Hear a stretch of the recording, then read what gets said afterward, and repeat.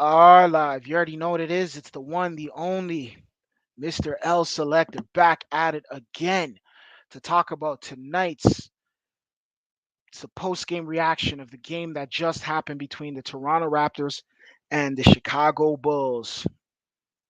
First and foremost, congratulations to the Chicago Bulls for taking care of business and handling the Toronto Raptors tonight.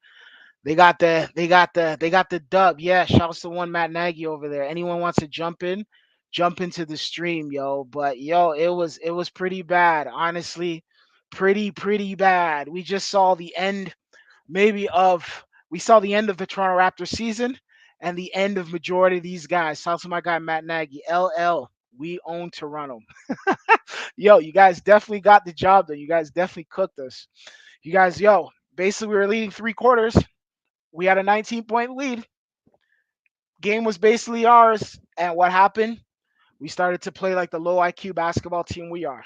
I've been saying this throughout the whole entire season. This team is not equipped. This team is not good.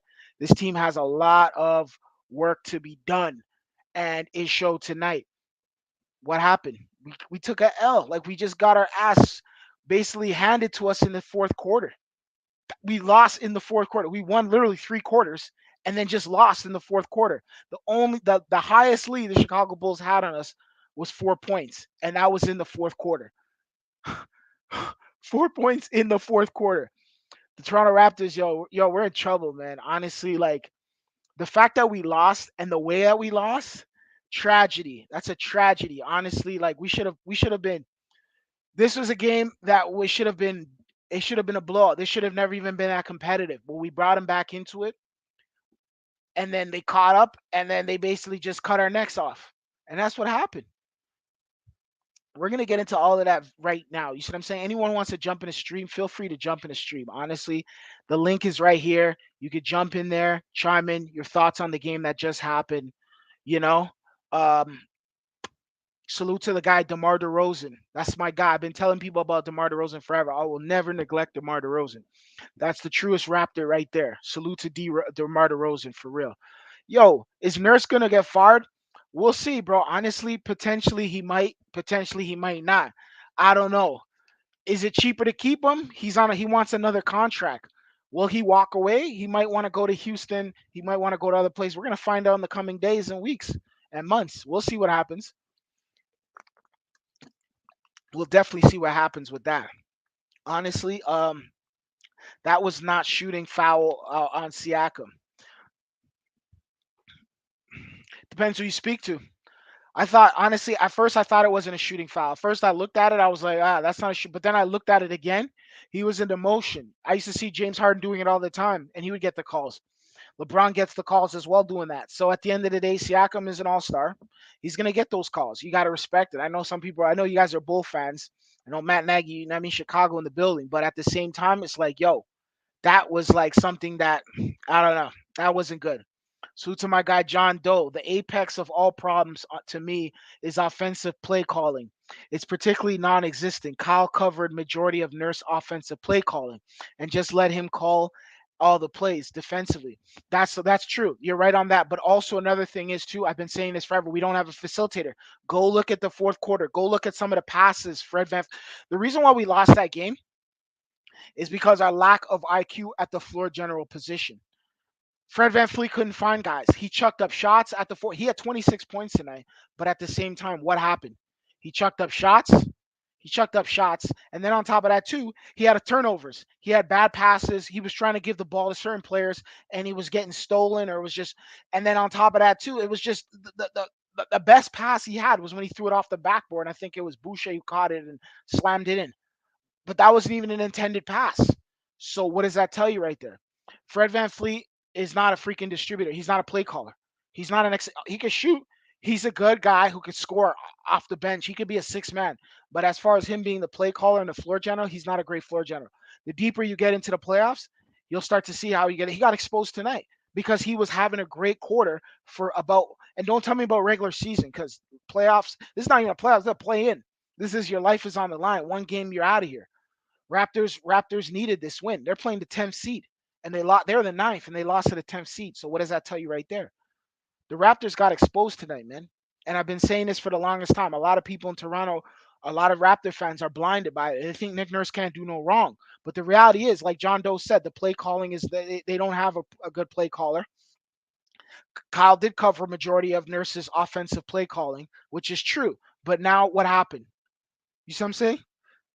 Also, now let's see what the Raptors are going to do for the draft pick. No, I agree. Yo, the draft, we're going to have to get maybe, I would suggest probably find a big. We got to get more bigs. We got to fill up that rebounding spot. Maybe some shooters. We need because I don't know what's going on with Gary Trent, bro. I don't know if Gary Trent is checked out or if Gary Trent just wants to get out of here or what the case, or he's hurt or something else is going on. I don't know, but he doesn't look. He even throughout the game, he looked kind of. He didn't even look comfortable out there. He did not look comfortable out there. I don't know if he's injured or what. Fred VanVleet got exposed by Levine. I agree. He got exposed by Levine and he got exposed by Pat Beverly because Pat Beverly started to play that defense on him. Okay, now something's on the line. Pat Bev's a solid point. I don't even know why we didn't get him. He was there. We should have just picked him up. They got him. He hit a big three over Fred VanVleet's head. On top of that, he was playing excellent defense. Why didn't we pick this guy up? I'm trying to figure that out, yo. Could somebody tell me why we didn't get him? He was there. The Lakers traded him to Minnesota. Minnesota, I think, or they traded him to Utah or something. The Utah ended up cutting him or something like that, or one of those teams. Minnesota ended up cutting him, or one of those teams. I don't know what happened. He ended up just having to leave the Lakers and he went somewhere else and they got rid of him. We nailed the point guard. We need a point guard or a shooting guard. I agree. We definitely need a point guard and a shooting guard because we don't hit consistent shot. I think Fred VanVleet would be an excellent shooting guard. Personally, I think he could just chuck up his threes, and then on the free throw line as well. We'll get to the free throws very shortly. I mean, despite the ability to passing, actual play calling is just built on around rhythm, not actual plays on chalkboard. I agree with you on rhythm, but at the same time, bro, it gets to a point where you have to start seeing things now. Like he's not seeing the floor at the level he should be seeing the floor at. There's certain times where it's just like, yo, bro, he had a point where it was in the fourth where the game is so close for him to go and for him to like reset, slow it down, come up with a play, get it inside, probably give it to Scotty or Pascal or maybe Pirtle or one of those guys, Jakob or anybody else to get an easy bucket inside. He goes and he chucks his three. Yo, he went and chucked up the three, bro. So like, what do we like, bro? He went and chucked up the three, and we ended up that cost us. So like, yo, bro, like we have to start calling it what it is. I know guys love Fred, but at this point, it's like, yo, 26 points is cool. It looks good on the stat sheet, and I get it. You want the 200, you want to be the highest paid player in the Eastern Conference.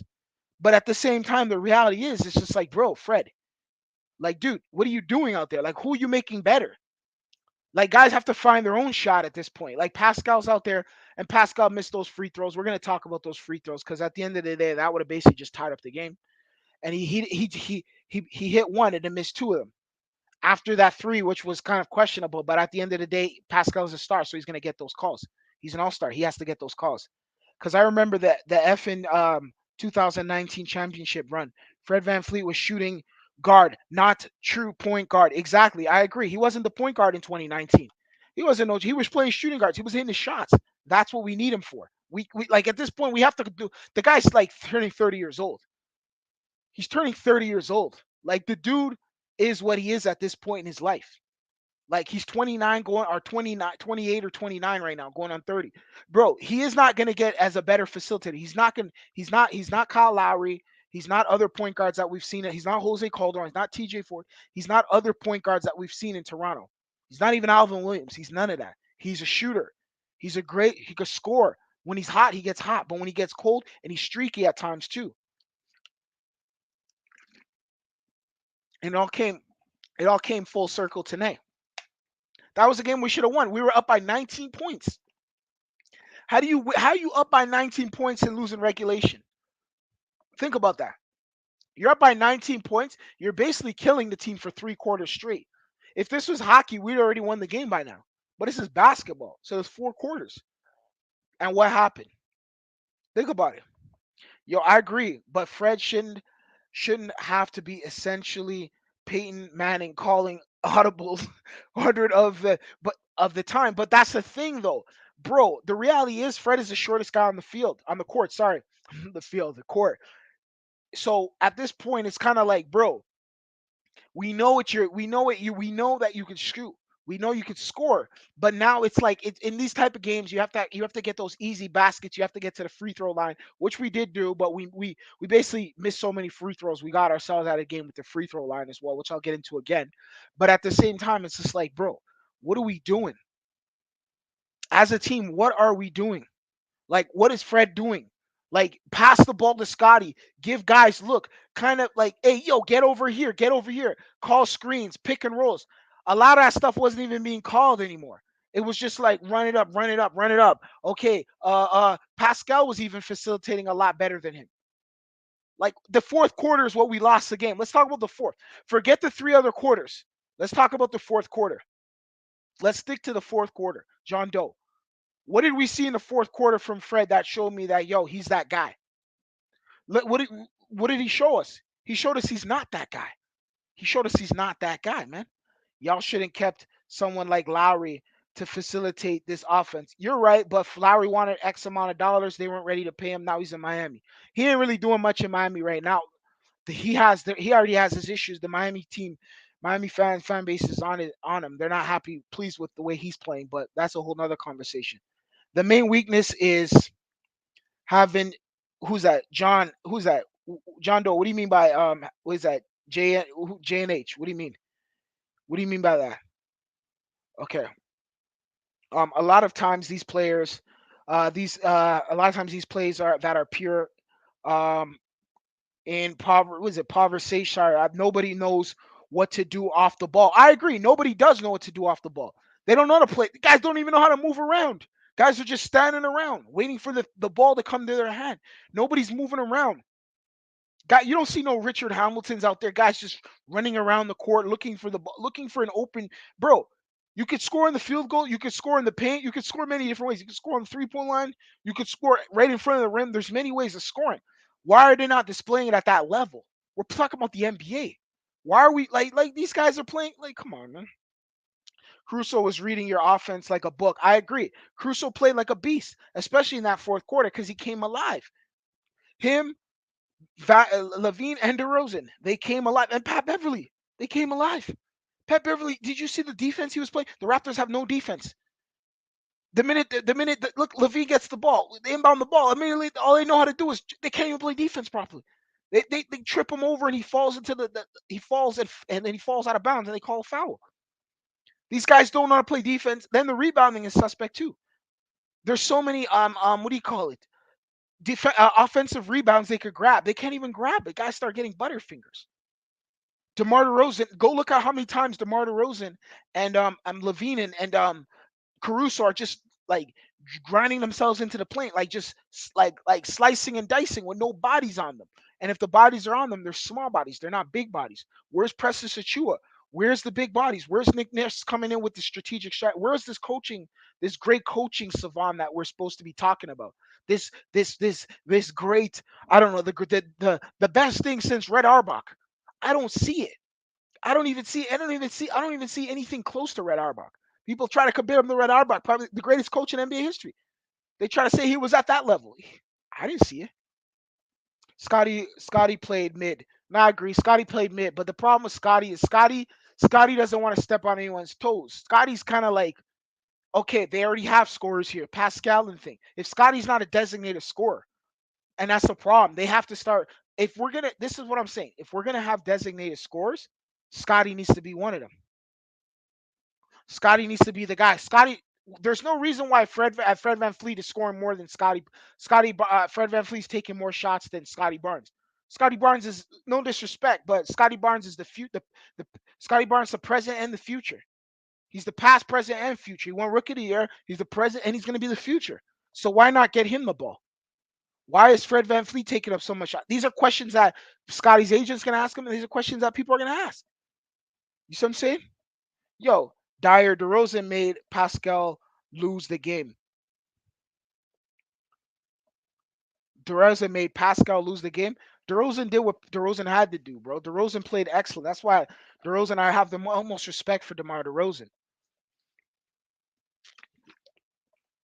DeMar is one of my favorite Raptors, hands down. That's why I never smack talk him. I know what he went through. I understand the problems he had, But it's good to see that he's still in a good state and he's still in the NBA. He's one of the premier players in the league. I wish we could get him back. I've been yo, imagine if we had him instead of Gary Trent. We'd have won the game. Because Fred Van Fleet would know, yo, this guy's my guy. This is the guy I grew up coming up on. He was the one showing me the ropes, so I gotta give him the ball. DeRozan would be if we had DeRozan. I don't know why we don't just get him back. Get him back. The flip, man. Dyer Demar's DeRozan's daughter. Oh, that's his daughter. Yeah, yeah. Salute to DeRozan, his daughter, and his wife. They're both at the game there. They were both holding him down. You know what I mean? Off stream, you Raptors fans hate DeRozan. Don't lie. Nah, bro. I've been the one, bro. I've been the one freaking talking about DeRozan. Bro, DeRozan's probably the first NBA player I actually had a conversation with, like a real life conversation with. Like actually got to speak to DeMar DeRozan, like a real convo, not like hey, like a real convo. So I respect the hell out of DeMar DeRozan, man. DeMar DeRozan once gave me his phone number, bro. Like DeMar DeRozan gave me his phone number to call him, and I did that. Yo, her screams won us the game. Yeah, she was out there screaming for real. But yo, it was an intense game. Honestly, that was an intense game. That's Raptors basketball. It wasn't the playoffs, but it gave you that playoff feeling. You know what I mean? We took it very seriously, but we didn't take the fourth quarter that serious. Another thing about Nurse play calling, how do you not have a whole playbook dedicated to Scotty's best plays? Instead, you will hear Nurse price Scotty because he can score 15 without any design play. Exactly. And that's where you stun his growth because Scotty needs the ball. And he's a rookie. He's supposed to be next up. He's the future of the NBA. They're next up players. Fred Van Fleet is not next up. Scotty Barnes is next up. This is why I keep saying Delano Banton is a facilitator. I don't care what anyone says. Put Delano Banton in there to facilitate the ball. We already have scorers. Reset, slow it down. The only thing is the turnover sometimes with the Matt Delano. He can get a little shaky over there, but he brings different looks. This is why I said just put him out there. Just put him out there and facilitate. I get it. Fred scores 26, but that could be Scotty's 26 right there, and that could give us a different look. Like the reality is, we won games without freaking Fred Van Fleet. We won games with him. We won games without him. But why not Delano Banta just facilitate the whole entire night? Like we got to start thinking about these things. Like, yo, who's next up? That's what I'm trying to find out. Who's next up? Like I get it. I know what I'm getting. Pascal, I have no problem with Pascal. OG Anunoby, he's suspect. He's suspect, man.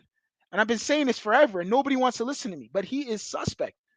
The guy is like, what is he doing? Some nights it's like, what is he doing? Oh, he could play good defense. Is he locked down? He wasn't giving me Pat Bev defense in the fourth. That's the defense I asked for. People were laughing at Pat Bev, saying Pat Bev's garbage. Pat Bev is all he does is move. I'm like, look how he was playing. Fred VanVleet got spooked. Pat Bev turned into Chicago. Pat Bev turned into a Chirac guy. He said, all right, enough. Let's go. That's when basketball really counts, when it's really close. Yeah, you could be great off 3 quarters, but now, once we get it close, now it's the game. Now it's real basketball. That's what happens, yo. Yo, I'm telling you, anyone wants to join the stream, you could join the stream, bro. Or you could be in the, whatever. It doesn't matter, either or. You could join the stream, or you could jump in the thing over here. But yo, the link is in the chat. Like I was saying before, dude. Like, what are we talking about? Um, yeah, DeMar DeRozan. Yeah, salute to DeMar. Yo, Cam Whitmore and Jordan Hawkins are good draft picks. Raptors should draft.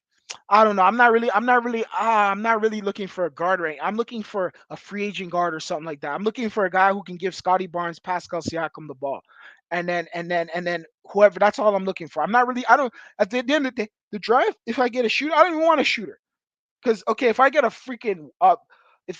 point guard who can just literally control everything. This is why Rajon Rondo was so great. Because Rajon Rondo, when it came to playoffs, Rajon Rondo would can he can kind of facilitate. He really was a great facilitator. He was able to find guys. He was able to like, yo, this, that, and he was good defensively as well. This is what I'm asking for. I don't need. We have scores. We have scores. Scotty Barnes should have freaking scored 30 points that night. That should have been the game. Everyone's talking about Scotty Barnes coming out party. Everyone's talking about the whole league. Scotty Barnes. Scotty Barnes. Scotty Barnes he's around some veteran guys. He doesn't want to sit down here. These guys won championships. A championship. He doesn't want to come here and start dictating. Bantam ball handling is about all the holding him back and the shooting, but it's improved. It's improved, but I think the ball handling has held him back to a certain. But he's not getting pickpocketed at the level. Like he's not a. The only problem is sometimes is when he gets inside, he rushes in. Like he finds a hole, he sees it, and he's looking to attack, and then he gets stripped. That's the only issue that I have with Banton. And then he could sometimes those turnovers. And Nick Nurse has a short thing with Banton. As soon as Banton makes a mistake, he looks at him and he just gets him off the field. Court. Like what the fuck is that? How are you gonna build character? How are you gonna build his how are you gonna build his pariah or his confidence doing that? How? I'm asking. These are questions I'm asking, yo. Like honestly, like what are we doing, man?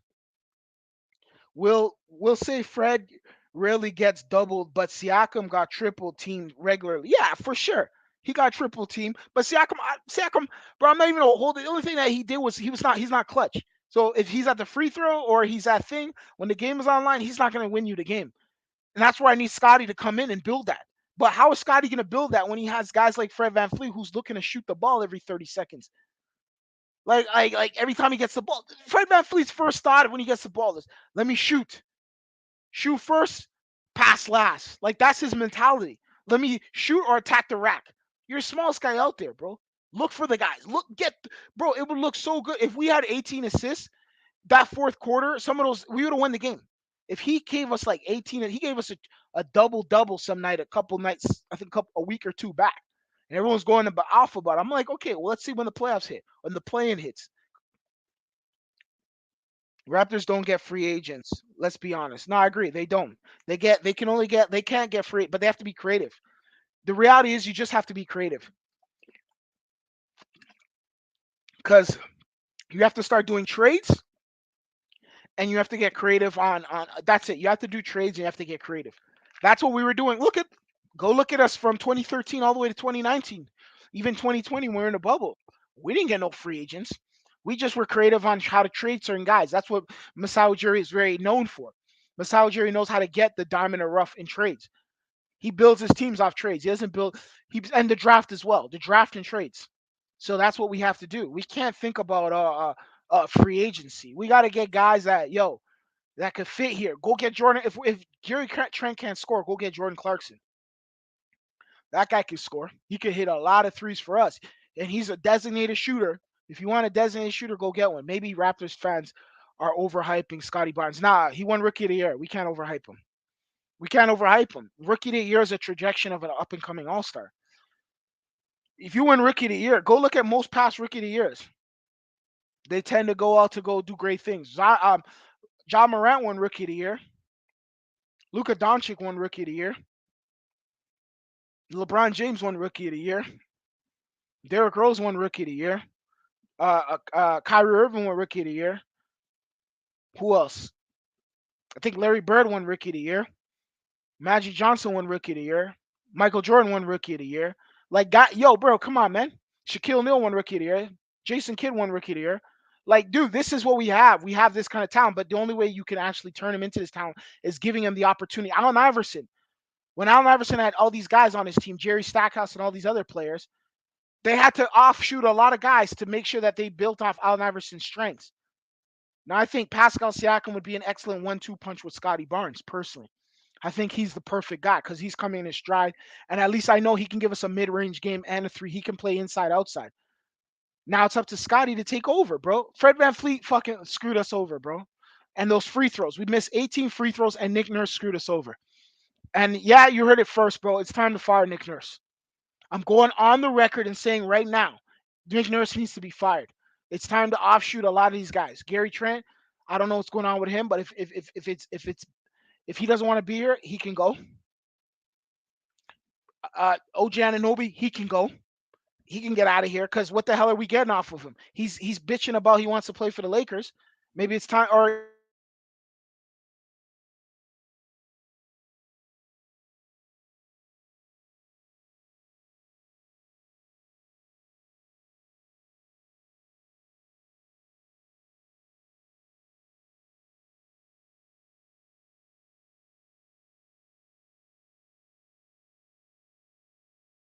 Yeah, sorry about that. Some technical difficulties there. But like I was saying, certain guys need to go. If certain guys don't want to be here, it's time for them to get out of town, bro. This is your get out of free card town. Cause get out of town.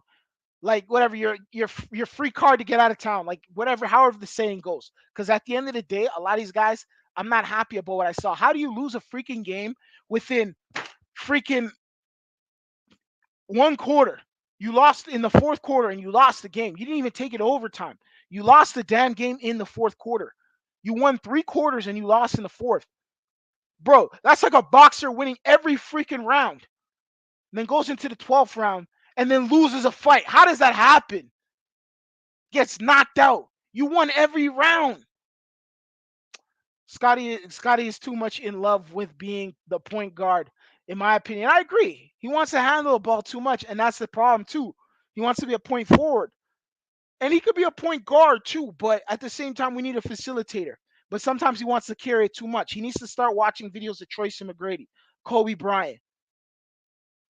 Watch guys, just watch those two guys regularly.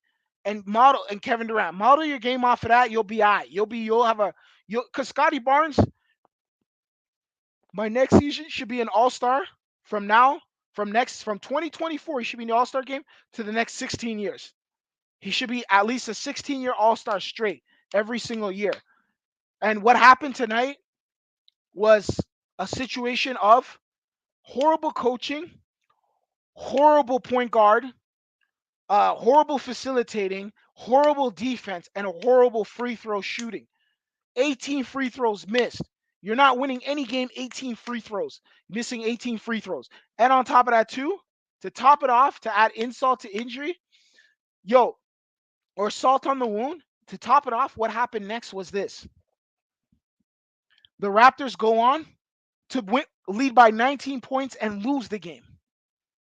How do you lose after being up by 19 points? That makes no freaking it happens. I've seen worse. I've seen some crazy things in basketball.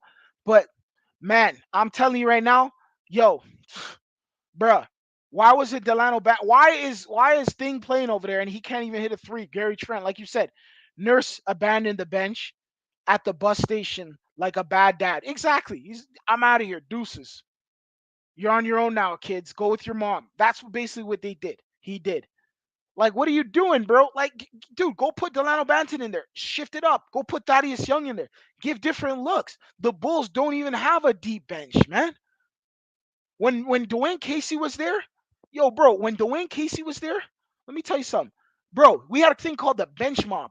The bench mob was able to score how many points off the bench? Some nights you're getting 40. I've seen nights 60 points. You know what I mean? 60 points. I seen the bench get 60, bro. I've seen that before. I've seen bench get 40, averaging 40 to 60 points. Between not averaging, but like in that range, you would see nights like that. You don't even get those numbers from the bench anymore. Nah, not from this bench. No, no, no, no, no, no. You get nonsense from this bench. Comparing Barnes to Moran is crazy. I'm not comparing Barnes, but I'm just saying that, yo, bro, Nagy, you got to understand, bro. I know you're a Chicago guy, but at the same time, bro, he won Rookie of the Year. So his trajectory should be going right at that level. He has the talent, he has the body, he has the physique. He bullied a man in the paint, scored easily, and got the foul. Then got to the free throw line and missed.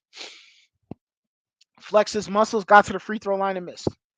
You see what I'm saying? Like, this is what I'm talking about. They can't hit free throws. They get all tight. They don't have no closer. Where's the Mamba mentality? Where's the I'm next? I'm feeling you, Masai, is going to draft a point guard, shooting guard, or another center. Draft a center, bro. Grab some bigs, get some centers. If you're going to, and then try to move around and get some shooters, bro. Scotty was passive at when Levine and Crystal was guarding. Bro, he was Scotty's just building off the energy of the team. The whole entire team was passive. They had no defense over there. They had none at all. They had none. Scotty plays like in my opinion, sometimes like, bro, stop passing the ball to Fred to Van Fleet and make your shot. I agree.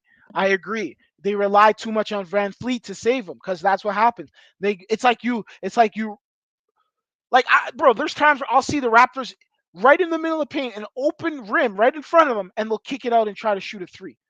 Like, where's the IQ in that? Go and freaking take it to the rack like Siakam did and boom it. and body the rim. That's the thing. They don't have that IQ. Nurse had a bench with Powell, Ibaka, Boucher scored 100 points. The good days. Nurse, Nurse, Nurse. That was they had that before, but there was a bench mob before that when we used to have guys like with Terrence Ross, Lou Williams. We had what's his name this guy that what's his name that African dude over there from who used to play for the Charlotte Bobcat. We went to the Eastern Conference Finals and played LeBron in 2016. We used to have bench mob every season. Every season we had bench mob. Every single season we had guys coming in there 100 points. You're right. That's excellent. You get a bench that can score 100 points. That's the pinnacle. That's creme de la creme right there. But we don't even Nick Nurse. That wasn't Nick Nurse's. That was Dwayne Casey's bench mob. You think that's where Pascal and a lot of these guys come from? Fred Van Fleet. They came from the G League and the bench mob. And that was before even them. I think no, they were around that time too. They were around the 2016 time Pascal was there. Yeah, they were all around. That team was deep as hell. They had a lot of guys on that team, bro. That year we beat Miami and Indiana and then went to the Eastern Conference Finals. Miami, Toronto, Miami, Toronto, and the Bulls often beat themselves. So who knows? Kyle versus DeMar could be fun. Yo, that one is cool. I'll watch it, but at the same time, it's just like we should have been the one to beat both of them. We should have been the one to beat Chicago and then beat Miami. But unfortunately, we're not that team. We're not that team. We can't beat anyone. Who are we beating? Who are we beating in the playoffs? You can't even beat a freaking. You can't even beat the 10th seed. Who are you beating in the playoffs? You're not gonna beat Milwaukee in a 7 game series. It won't even go to 7. They won't. They'll just sweep. Not even a gentleman's sweep. Just a straight up sweeping. A spanking from game 1 all the way to 4. By 4, you see by the end of the game, you'll see the Raptor fans just standing around, looking around. If that deer in the headlights, when Milwaukee's killing us by like 30, that would have happened. Look how we're playing. It's time to clean up house, man. You can't bring this team back. You can't bring none of these guys back. Not none of them. There's certain guys I'd keep, like Pirtle, um, Boucher, Siakam, Banton, Scotty. Um, I don't know. I hear some good things about Will Barton. I remember Will Barton from the past. I would like to see how he would look on a full season with us coming off the bench. Nick Nurse isn't playing the effing bench. That's the problem. He's scared. He's been doing that shit since the bubble, man. He played real tight in the bubble, and that's when I finally seen who he really was in the bubble. I seen a scared man right there, a scared coach. Heck, I would have take Rondo Hollis Jefferson back. He gave us some good minutes. He played hard. He played hard. I would have loved to have him. He played hard. He played hard. But then what happened? Nick Nurse got scared and they want to put him on the court. In the playoffs, I swear to God, if if Masai resigns dude Fred Van Fleet, we have to protest. I agree. Fred Van Fleet needs to go, man. Either he's coming off the bench. This you got to tell him, hey, we'll give you some money, but you're getting that money to come off the bench. I get it. You signed with Clutch and Rich Paul's your agent, and the Lakers are chattering. I know they're tampering with you left, right, and center and buttering you up and talking about the houses you can get in Hollywood and the parties in the hills and the lifestyle and we'll give you a reality TV show. You could even date Kim Kardashian. We'll do all that for you, but you gotta play for us. Look at that. LeBron even got Tristan Thompson back on the team. Tristan Thompson on the Lakers. Dude was sitting down the whole entire season, kicking it, and now he's back on the Lakers. I still think Toronto would have given Milwaukee the biggest challenge. Lost 6'9" guys who can stick with him. That can be the set. No, no, no, no. John Doe, you're wrong. You're wrong, John. You're wrong, John. You're wrong. Now with this IQ, we don't have no facilitators. We're not a smart team. We don't have the players that have the IQ to beat Milwaukee. You need the IQ to beat Milwaukee. You can't just beat Milwaukee off of your size. But you have to have you have to see things on the court that and be able to pick holes and be able to hit open shots and play with a high IQ, hit your free throws and understand what's going on out there and facilitate and cut, you know what I mean? Cut the court off and do certain things that can and also Giannis is gonna score his points regardless, but you could beat all the other guys. Good guards have eat Toronto alive this year. Yeah, man.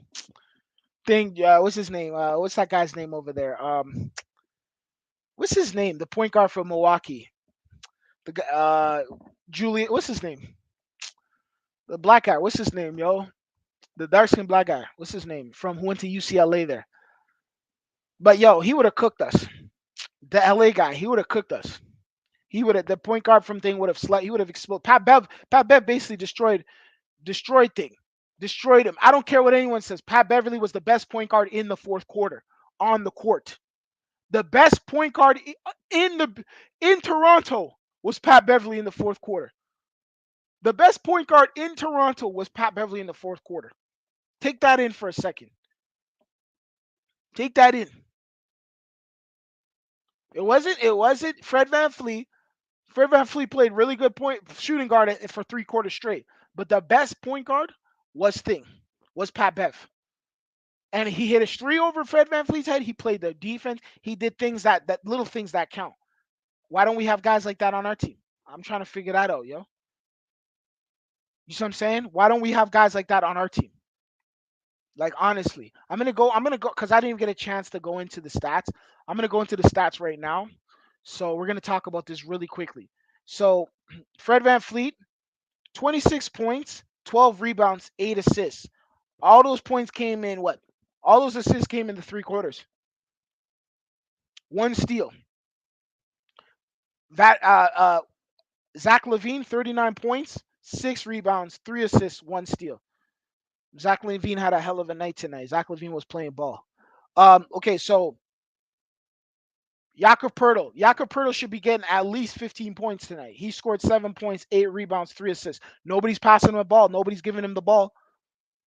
Then look who's basically look at this. 36 minutes. Then we have 36 minutes. He was only able to score 7 points because nobody gave him the ball. Nobody was able to slice and dice and give him the ball. Then we have Fred VanVleet, 42 minutes, 26 points, 12 rebounds, 8 assists, plus minus four, minus four, 3 for 6 from the free throw, 7 for 13 from 3 point. You know, all those threes came in the first 3 quarters. You see what I'm saying? And then after that, he just started chucking.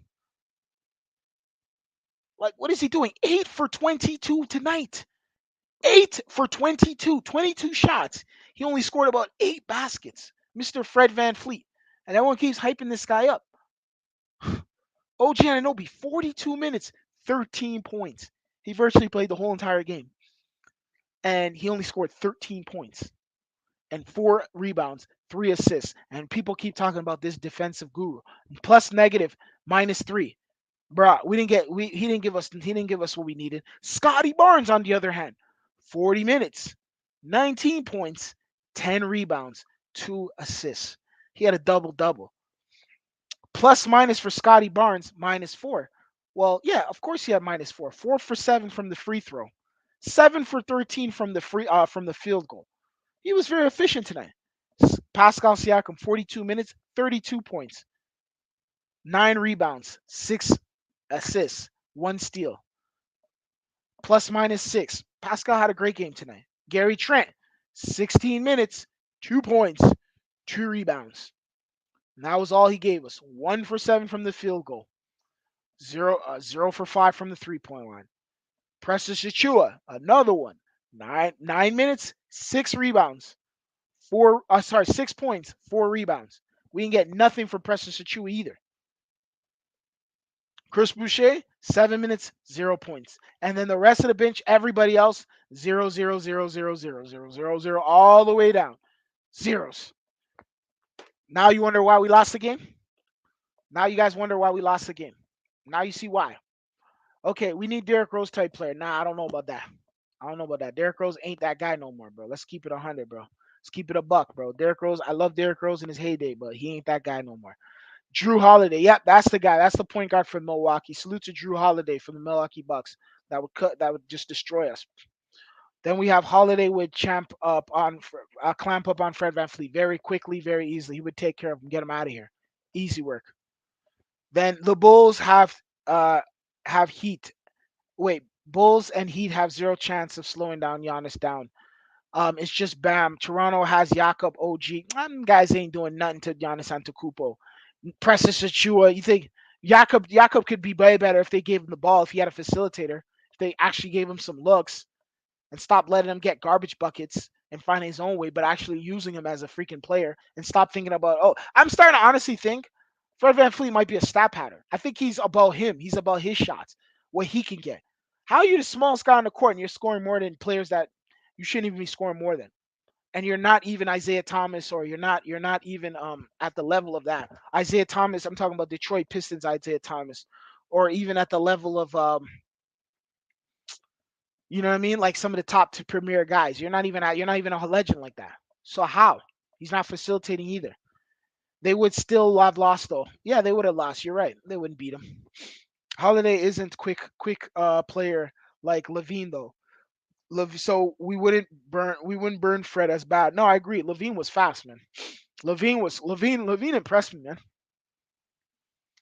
Zach Levine was just like he was bouncy. Zach Levine got a lot of bounce, and his game is very improved. His game is improved.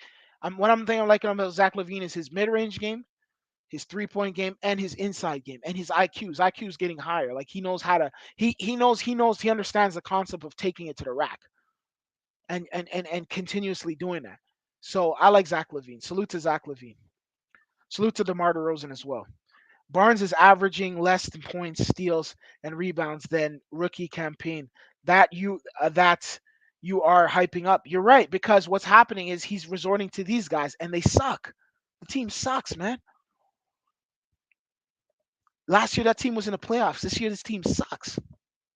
This is a sucky team. This last year's team played 76ers. This year's team is garbage. I blame Nick Nurse that this dude is playing these dudes 40 minutes. Oh hell no. No, I agree. He's a scared coach, man. Oh, he's the greatest thing since Red Auerbach. Oh, Nick Nurse is a savant. Nick Nurse, Nick Nurse is just great. Boxing one, boxing one. Like I've never seen boxing one before. He was doing boxing one, and guys are hyping him. He's this great coach, man. Nick Nurse can't do no wrong. He don't even want to be here. Nick Nurse is even like, yo, I'm out of here, bro. Let me go coach Houston or go somewhere else. Other teams are interested in my services. They don't want to give me a contract extension. They don't want to talk about it. Listen, all right. Let me get let me hop. Let me take that. Let me take. You know what I mean?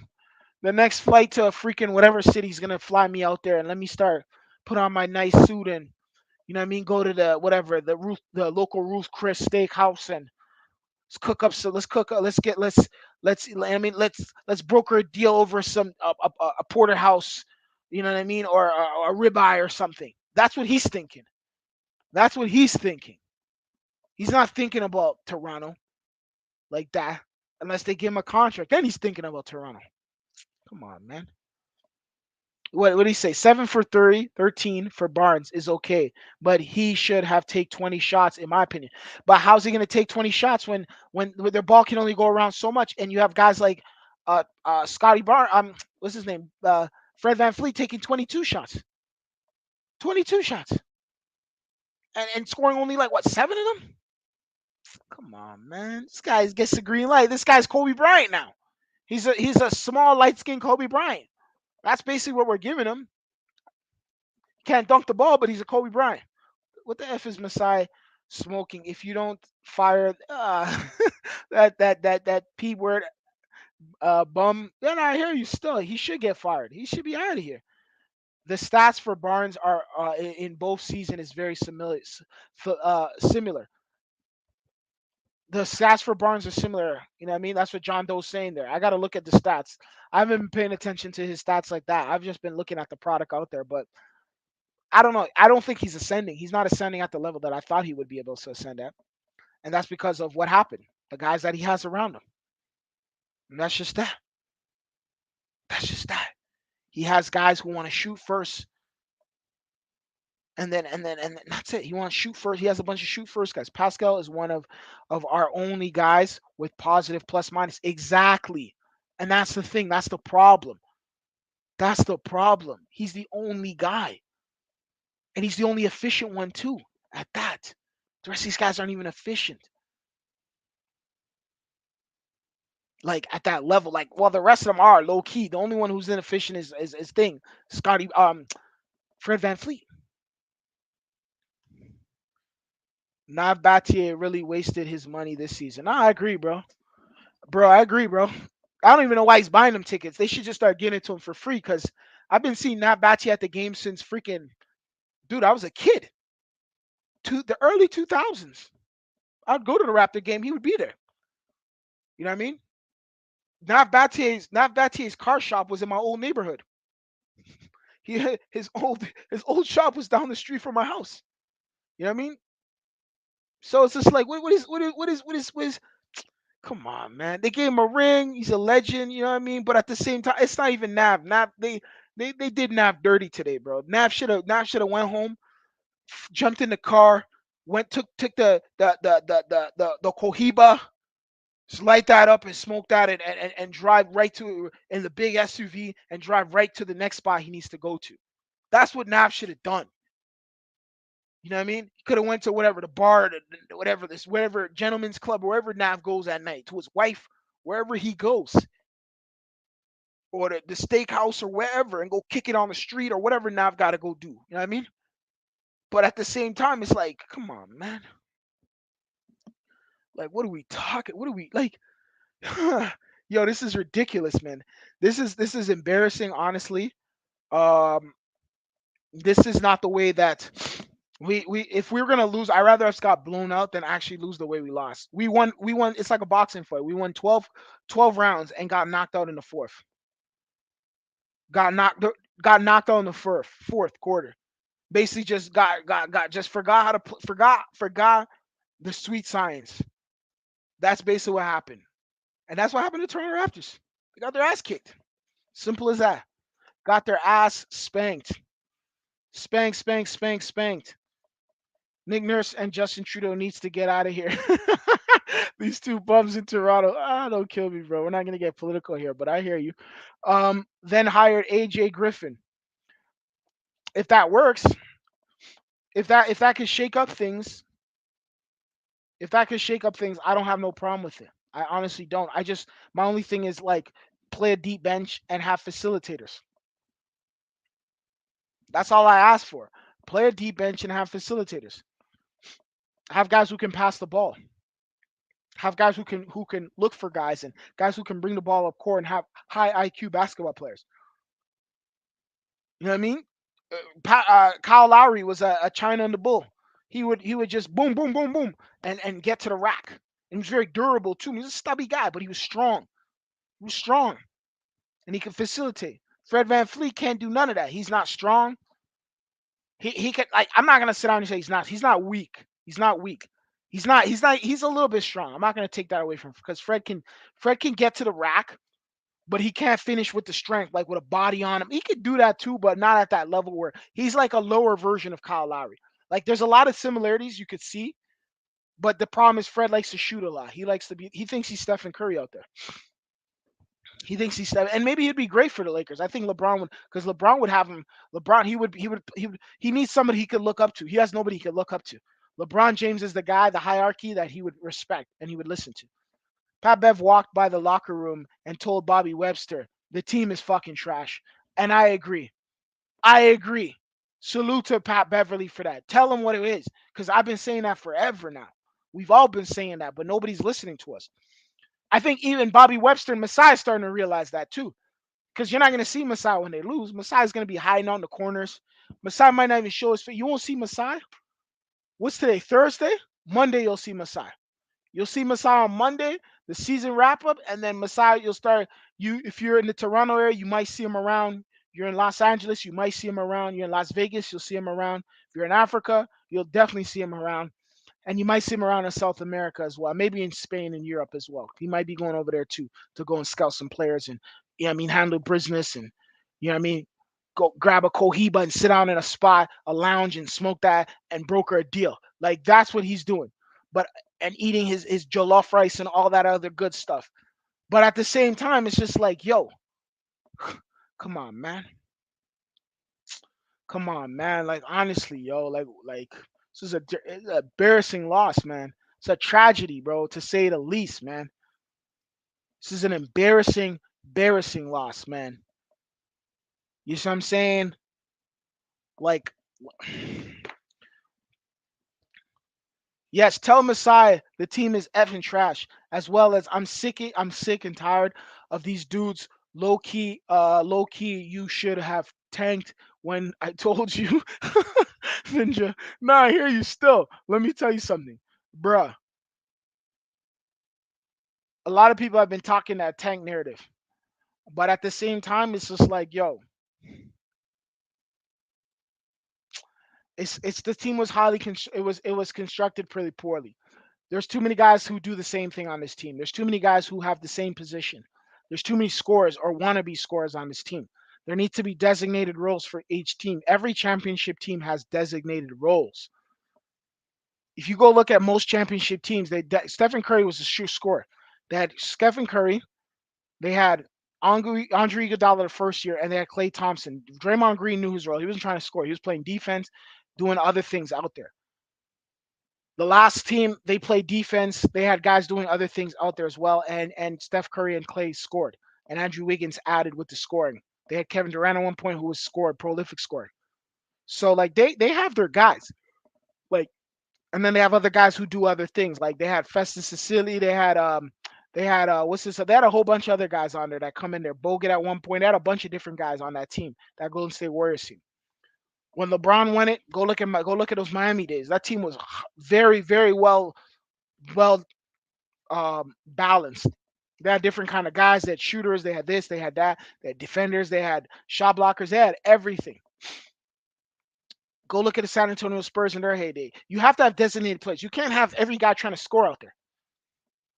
Like Gary Trent, if he's not scoring, what else can he do? He can't do nothing else.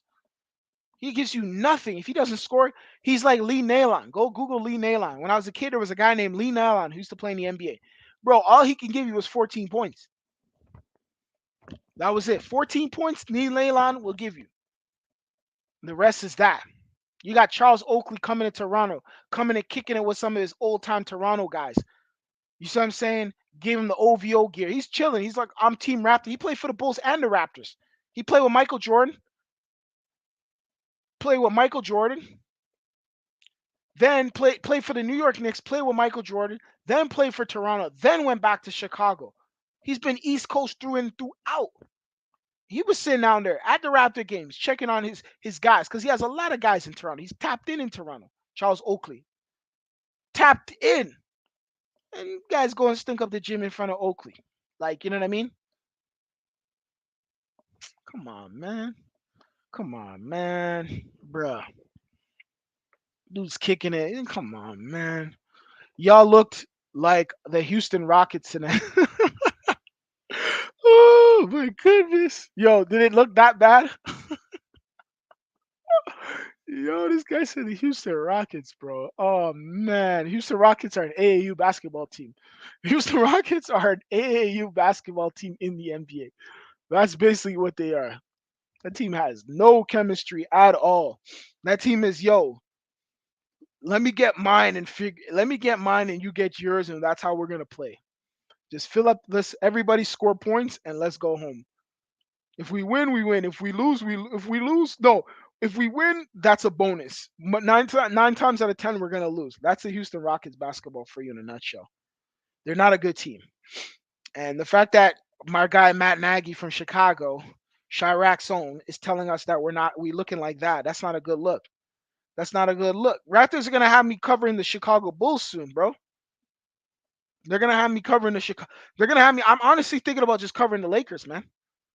Like honestly, man.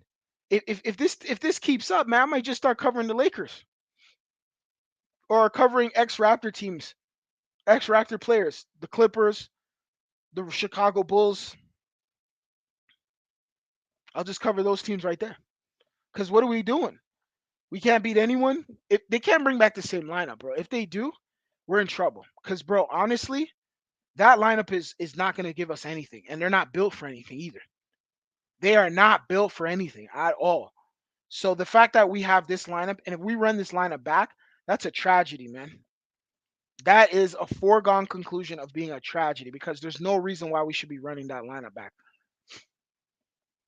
I'm looking at the lineup right now. I'm going to tell you the guys. Jakob Pertl stays. Fred Van Fleet gone. OG Anunoby gone. Scotty Barnes stays. Pascal Siakam stays. Gary Trent, question mark. I have a question mark on Gary because I don't want to give up on Gary yet. I think Gary, if Gary could figure this out, Gary could be an excellent player.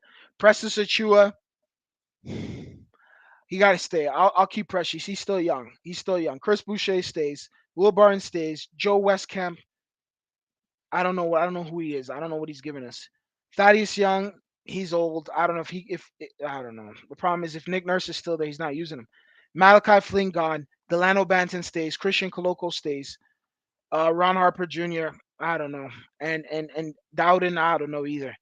These are guys question mark players. But as far as players that are gone, Fred Van Fleet needs to leave. OG Ananobi needs to leave. And I think Malachi Flynn needs to leave as well. Because we're not getting nothing out of Malachi Flynn. At this point, Malachi Flynn looks so good in those West Coast Seattle pro-ams, but then when it comes to the NBA, I don't know. I don't get anything from him. I don't know. I don't have any magical game from Malachi Flynn yet. Y'all think y'all like that? Yeah. I can't believe y'all was preaching, pushing Anthony Edwards over Zach. Who's pushing Anthony over Edwards over Zach? I didn't push Anthony over. I don't know. What are you talking about, Anthony Edwards and Zach? I don't know nothing about that, bro. Raptors and Masai Raptors and Masai Ujiri got to trade some of these dudes. I agree. I agree with you 100%, bro. Like honestly, if you're not, I think the problem is I think we need to free up cap space too. Fred VanVleet needs to go. OG Anunoby needs to go.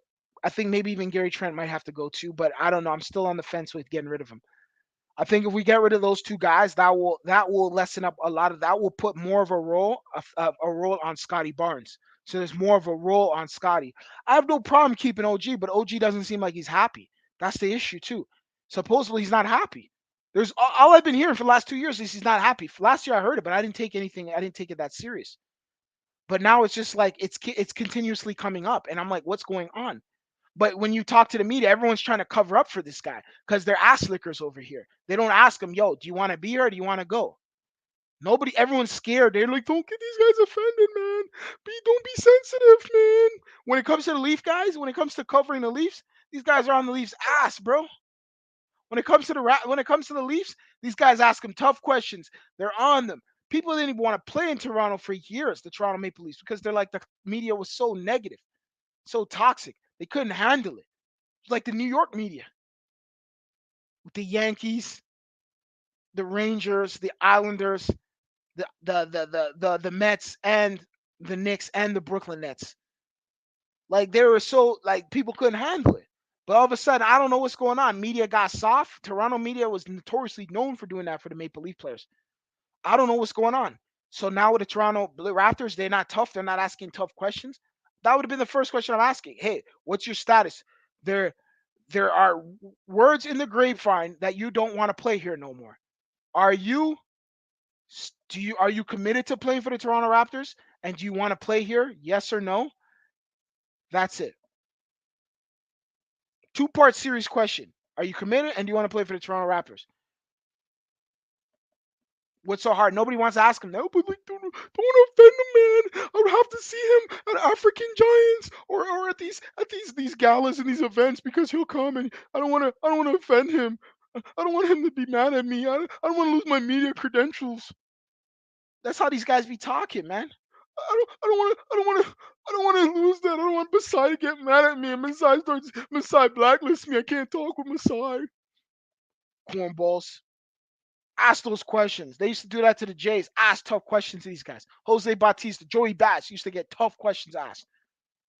Ask him tough questions, man. Get in his face, man. Break him down. He's a man. But these guys are kids. That's the problem. They don't look at him as men. They look at him as kids. So when you look at it as a kid, you don't take them seriously. But you got to ask these questions because these guys they want to be kids, but then they want to do business men decisions and make these kind of. I'm not saying these guys are kids, but you get where I'm coming from. Like, come on, man. Like, ask these guys the questions, man. People want to know, man. It's ridiculous, man. I was mad as fuck when OG was still on the team after the trade deadline. Bruh, the team was I was like I didn't like the product I was seeing. There's too many. And the one thing if we get rid of um Fred Van Fleet is this. there'll be less shot chucking. So the 3 point percentage would probably go down, but the efficiency level would go up. We'd have to play more smarter now because the intelligence, our IQ would have to be more higher because we understand that, yo, we can't just force our shots. With Fred, he could do that and he could hit some. He's streaky, but he could get hot, real hot. He can start draining threes. Fred Van Fleet can drop late. Fred Van Fleet, I'm sure if no in practice, I'm sure he's hit like 30 free threes in a row. He's that type of guy. He could do that. I'm sure he could do that 33s in a row in practice. He's that kind of guy. But at the same time, it's just like he's too streaky when it comes to game time. Siakam is not a superstar, bro. He's an all-star. He's not a superstar. He's an all-star. Um, Siakam is closer to a top 30 than a top 20. I agree. But wait, who's 30 guys that are better than Pascal Siakam? Give me 20 guys that are better than Pascal Siakam. Because I think Pascal 20 guys. I don't think there's 20 guys that are better than Pascal Siakam right now. Remember, because Pascal plays games a lot. No load management. Pascal, I never see Pascal load manage in my life. I never see Pascal Siakam sit down and say, "Oh, load management." He might have done it before. I might be capping. Okay, I'm capping. I've seen him some games sit out, but he's not at the level where all these other guys, these so quote unquote superstars, are. The only problem with Pascal is he hasn't led a team anywhere as the leader, like as the alpha on the team. He as the top guy, yo, Pascal ain't leading nobody anywhere. He hasn't done it yet. Can he do it? I don't think so. I think he's a third man type of guy. I think he had a perfect system with Kawhi and Kyle Lowry. That was the perfect system for him. But now he has to. Now he's what, turning 30, so he has to. He's like 29, almost 30 years old. He might even be 30 right now. So now at this point, it's like, yo, he has to be that guy. But a lot of teams like him. Honestly, a lot of these guys are trade bait. A lot of these guys, we could get a lot of assets for these guys. But it's who we get. Who we get. Like, I don't understand why we didn't get Pat Bev. Pat Bev would have been that would have been perfect. But then Nick Nurse wouldn't even have played him. Nick Nurse would have basically excuse my French. He would have basically shelved him on the bench and have him standing there clapping. When Chicago's like, nah, bro, this guy's Pat Beverly. This guy's Chicago. We need him here. Pat Beverly needs to be playing. And that's what they do. They put him in there, and DeMar DeRozan and those guys are like, yo, we don't need him to score, but yo, play good defense. Give us a little bit facilitating. If you can hit a three, hit the three for us. You had an excellent night, Pat Bev. Yo, Ruth Chris on me. Pat, even though things scored 30 and thing then the third, you definitely contributed with the trajectory of the how the game went in the fourth quarter. We saw it. We saw it with our own eyes. We saw it with our own eyes. And that's the thing. Listen, and I'm not listen. I think honestly, the free throws killed us, the 3 points killed us, and the facilitating in the fourth quarter killed us. We didn't know how to pass the ball. We weren't grabbing offensive rebounds. We weren't hitting our free throws at the rate we should have hit. If we hit our free throws, we just passed the ball, took it easy, reset it instead of uh, tie game, running up the court and shooting the first three. We would have probably won the game and played a little bit of better defense. We would have won the game. That game was ours for the taking. We let Chicago get into the game, and then eventually what happened? We let Chicago take a 4 point lead. We had a 19 point lead, like I said prior, and we ended up Chicago's biggest lead was 4 points, and that was at the end of the end. That's how they basically won the game with like that kind of lead. That was the highest amount of points they scored. They couldn't even outscore us. They couldn't even outscore us at that rate. Like they couldn't blow us out. But Raptors let them back in. And the only person we have to blame for this is Fred VanVleet, Nick Nurse, and free throws and horrible coaching, horrible defense. Those are the reasons why we lost the game. Yo, this is what happens when you have players who play the same role as Pascal Siakam. You have Chris, Scotty, and OG. Like, come on. No, I agree. We have too many guys who do the same thing on this team. Now, Pascal's better player from the 2019 year is number two type player. No, you're right. He is a number two. I think he still be a great three, but he could be a number two. But at the same time, still number two. Some nights the best player might be out. I don't know if I would like Siakam. If it's in a playoff, say the best player's out. This is what you're getting. I would still need him at a three. Hey, Matt Nagy, what is the type? What Oh, sorry. What is that video called when you said Pat Bev called the Raptors team trash to Bobby? Yeah, where is that video? I want to see that too, bro. Teams like us, the Lakers and the Celtics, are charter franchises of the NBA. What do you mean by charter franchises? It's it's on Twitter Canada. It wasn't a video, just a tweet from a reporter. Oh, okay, from a reporter. Okay. Yo, that's crazy stuff. Yo, Matt Nagy. Um, what's your take on Pat Beverly, bro, and the acquisition you got from him? Like, you guys picked him up. What was your take on him overall? Like, how's he been so far for the season for you? I haven't really paid attention to you guys like that, but I've seen you guys around. But like, yo, I don't know. I'm not really paying you guys too much attention like that.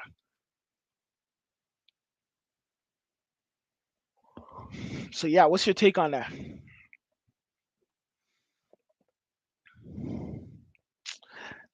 Anyways, yo, like I said before, guys, I've been going on over an hour now. I'm about to wrap this stream up because I want to go watch that OKC game and then kind of just kick it and enjoy the rest of my Thursday. So, we got a couple hours left till it turns into Friday, right? Or no, wait, today's Wednesday. What am I saying? Enjoy the rest of my Wednesday. I'm tripping right now. Enjoy the rest of my Wednesday and then get ready for Thursday. Um, so yeah, it says we gotten better after getting him, bro. He changed our defense. There you go. I don't understand what kind of stupid team would not pick up Pat Beverly. Pat Beverly should be in the NBA until he can't play defense no more. Until he cannot play defense. It's crazy how him and Lonzo Ball are on the same team now. Remember when Lonzo Ball came into the league? The first game Pat Beverly was on that. Yo, Pat Bev was on a tear, yo, with that defense, man. Pat Beverly was on him. Like Pat Beverly was on him like white on rice, bro. That dude was on him, yo. That dude was on him, bro. That dude did not want to let him go. That game, Lonzo Ball went to bed, had a nightmare about Pat Bev, bro. That's a nightmare. That's like some shit you have in a dream, and you're like, oh, you wake up, you're like, oh, thank God this isn't real. That was the kind of defense. That was the kind of defense Pat Bev gave Lonzo Ball, man. Yo, hold your head up, Lonzo Ball, man. He scared Fred Van Fleet. This guy said he scared him. Yo, I know. Pat Bev is not. Look at him. Pat Bev is Pat Bev is no joke, man. Dark skinned black guy, yo. Dark skin, like a real black man. Like, yo, he's no joke, man. He doesn't. He looks. He's serious. You can see the way he looks, the way he carries himself. You know what I mean? Fred Van Fleet, a little light skinned, pretty boy kind of guy. Come on, man. Pat Bev was like, let me get on this light skinned guy's ass, bro. Simple as that, yo. Y'all was memeing him for celebrating on the Wolves after that play in the last year, but he's solid off the bench. LA was using him as a facilitator. He's a good player off the bench. LA.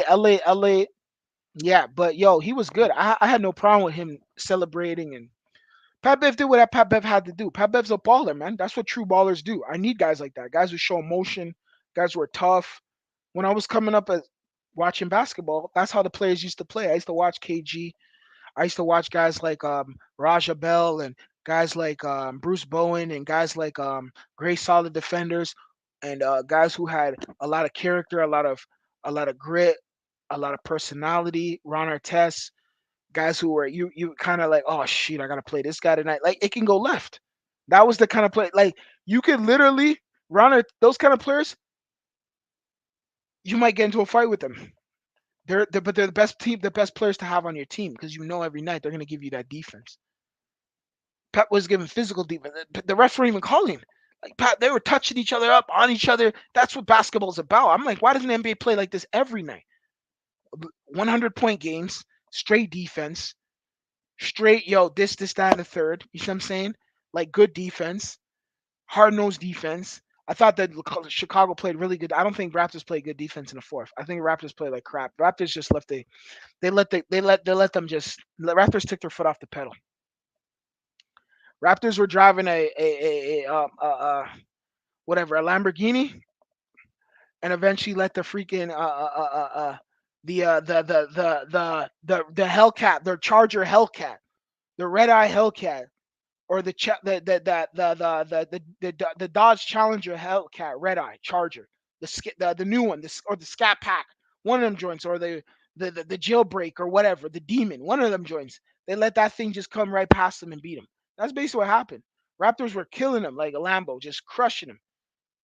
The Aventador, one of them type joints, just flying down the track.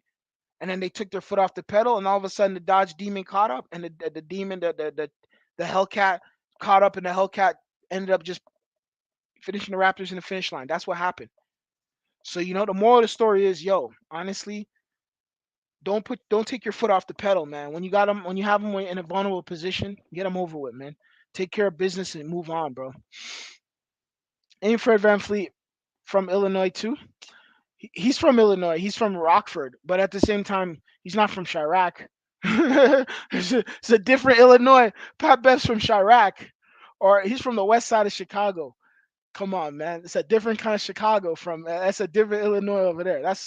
I'm sure it gets busy over there in Rockford. I'm sure it gets busy in Rockford, but them Chirac guys are totally different. Y'all should have gotten Brunson. Brunson, that's a good one right there. But I don't know. I don't know. See, I don't really. My scouting report isn't really too much on Bronson. I know he could play. I hear a lot of great things about him. I've seen him play. I've seen him play since his Villanova days, but I'm not really paying him too much mind. But he's undersized though. I honestly think Banton is the guy that we need to prepare for. Like we need to get Banton ready. You see what I'm saying? Banton, we need to get Banton ready, yo. Banton needs to have a hard summer, like a freaking yo. This is your job, or if you don't want to do this, then yo, bro, we don't have no like. You got to do this now, bro. We need you. You're being summoned. That's what it is. You're the offering. They got to give him. They got to get him now. You see what I'm saying? We got to get him now, bro. Straight up and down, bro. Nobody cares about the Peel's game for real. Who's Peel? Who's you talking about? Pat? Or you talking about who's Peels? Pels. Who's that? Yo, you see Zion pregame? He looked like pushing 300. Yeah, bro. I don't know, man. I don't think Zion wants to be there anymore. I think Zion's trying to manipulate these guys. I don't think Zion wants to be there no more. I think Zion wants to go play for the New York Knicks. I really think Zion Williamson wants to go to New York. I don't think he wants to be in thing no more. Yo, maybe we should try to get him.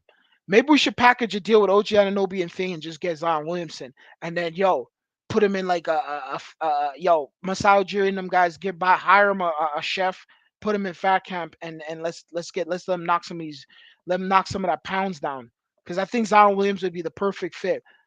That give us a three punch. That would give us Scotty Barnes, uh, Pascal Siakam, and Zion Williamson. That's a lineup I wouldn't hesitate to use.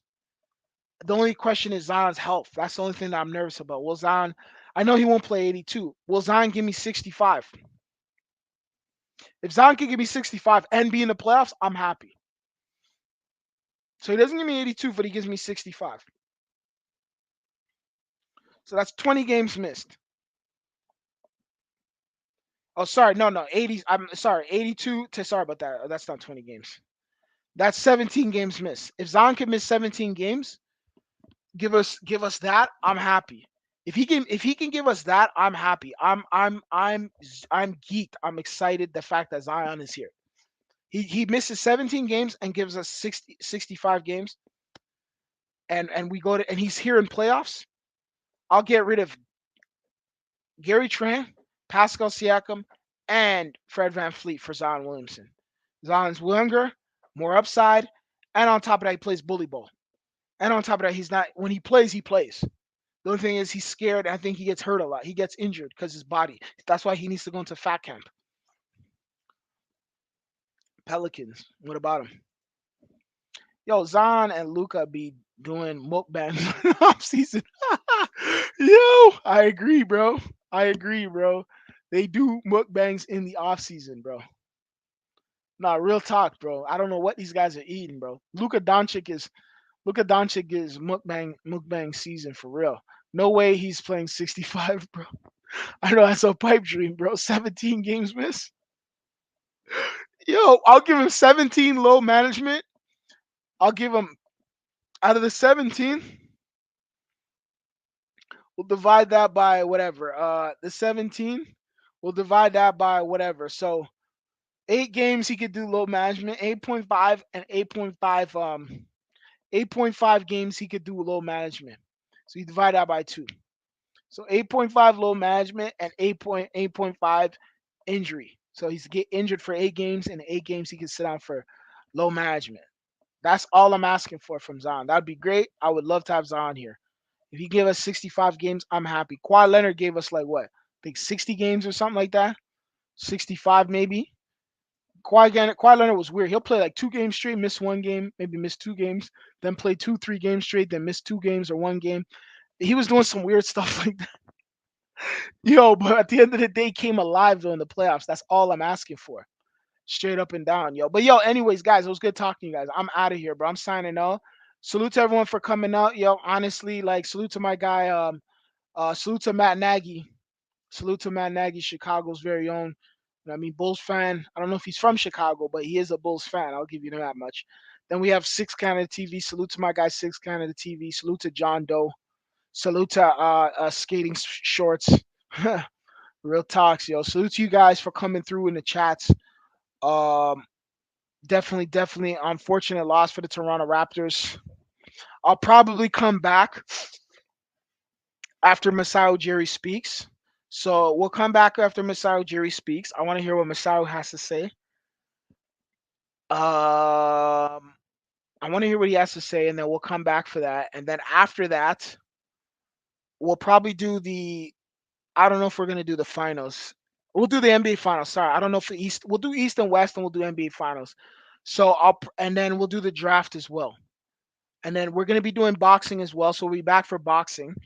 And then after that, decision time. We'll find out what goes on with free agency. But it was a great season overall. No, it was a tremendous. It was a subpar season overall. It wasn't the best season, but at the same time, we definitely did the best. We played competitive basketball, but we did come up short a lot. We weren't at the level that we should have been at. I think we could have done a lot more, but at the same time, it's just like you win some, you lose some. Overall, it was overall. If I had to grade the season um from a grade scale percentage, I would say it was a 50% season because that's basically where we ended. We ended as a 50, as a 50. We ended the season 50. So it's a D season, D level season, maybe D minus, but it was at 50%. That's what we were. We weren't the best team. We finished 500. 500 is what 41 and 41. That's 50%. So that's what we are. We were a D minus team or D team, and that's basically the grade that I gave this team. As far as individual players go, I'm not even gonna go there because it's a team sport. But at the same time, though, a lot of guys need to hold their weight. A lot of inconsistencies. A lot of guys who don't really have an identity on this team. A lot of guys who want to be scorers. A lot of guys who want to be all stars. A lot of guys who are chasing stats. I'm seeing stat padding going on for the first time in Toronto history. I've never seen that before in my life. I didn't know stat padding can come into Toronto until I seen it this season by a specific player, point guard to be exact. But at the same time, though, it's just like we'll find out what happens next. I'm looking forward to seeing it. Thank you guys again for supporting. Thank you guys for coming out. I really appreciate it from the bottom of my heart. Um, we've been doing this since the bubble.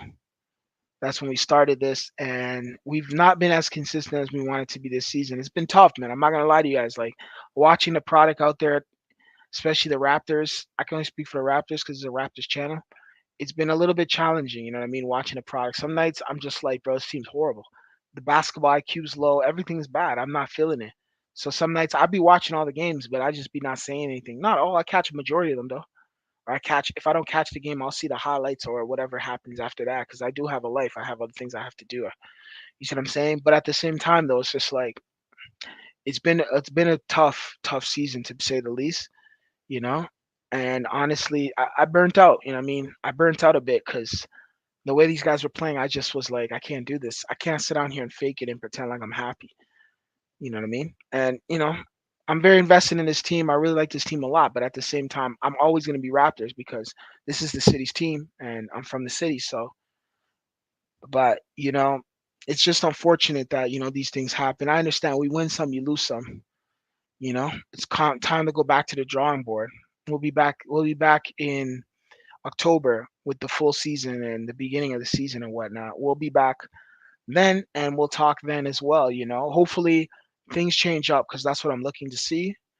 As far as tonight goes, tonight was tonight. We got what we got. We saw what we saw.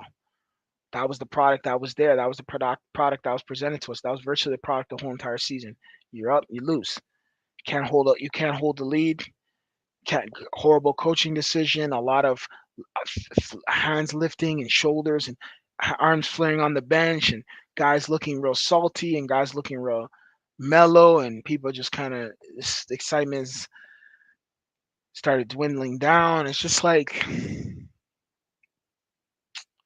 things need to change over here, man. The culture, the atmosphere is not good. It's not good. I don't like it. I don't, and it's not negative. It's not a bad atmosphere or anything like that. I don't want you guys to think, oh, there's some negativity going on in Toronto. It's not even like that. It's just the product isn't that great, man. To be honest with you, bro, it's not great, yo.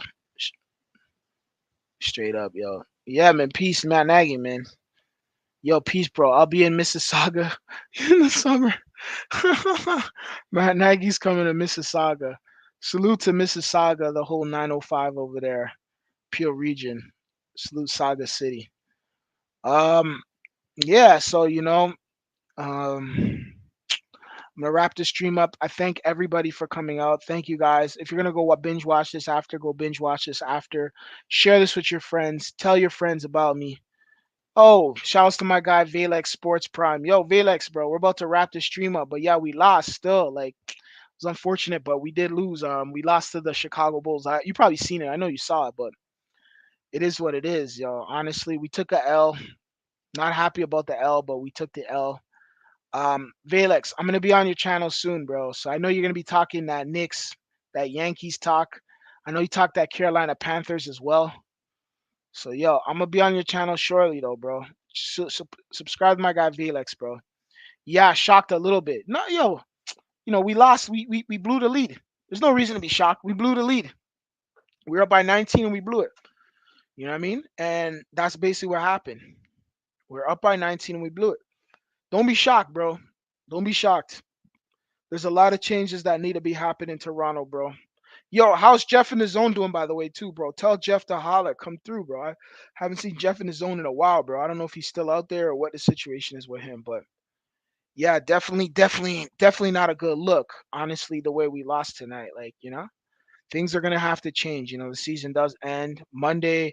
I think Monday will be the day they are reckoning. A lot of guys are off to Cancun, like I said before, off to Miami, off to Cabo, off to Dubai, off to Abu Dhabi, off to Qatar, off to Doha, off to wherever, Brazil, Colombia, Medellin, because that's where all these guys are going to be going. Go to their families. Deuces, season's over. You know what I mean? Pack your bags. You know what I mean? Cancun in 3. 1, 2, 3, Cancun. You see what I'm saying? Like, it's been a while since I talked to Jeff. Yeah, no, I haven't seen him in a while either. I hope everything's okay with him, bro. Hopefully he comes back soon. You know what I mean? Maybe he burnt out. I don't know. But hopefully he comes back soon. I haven't seen Jeff post in a while. I think the product's been pretty bad for the Raptors. It's been pretty bad. So a lot of guys ain't going to be around because the Raptors have been pretty horrendous. You see what I'm saying? They have been pretty horrendous. So that's just what it is, yo. But yo, listen, I'm signing out, guys. I'm out of here. Thank you guys again. Um, this is it, the final game. I won't be doing any more Raptor games for this season because the season is over. I'm signing out. Peace.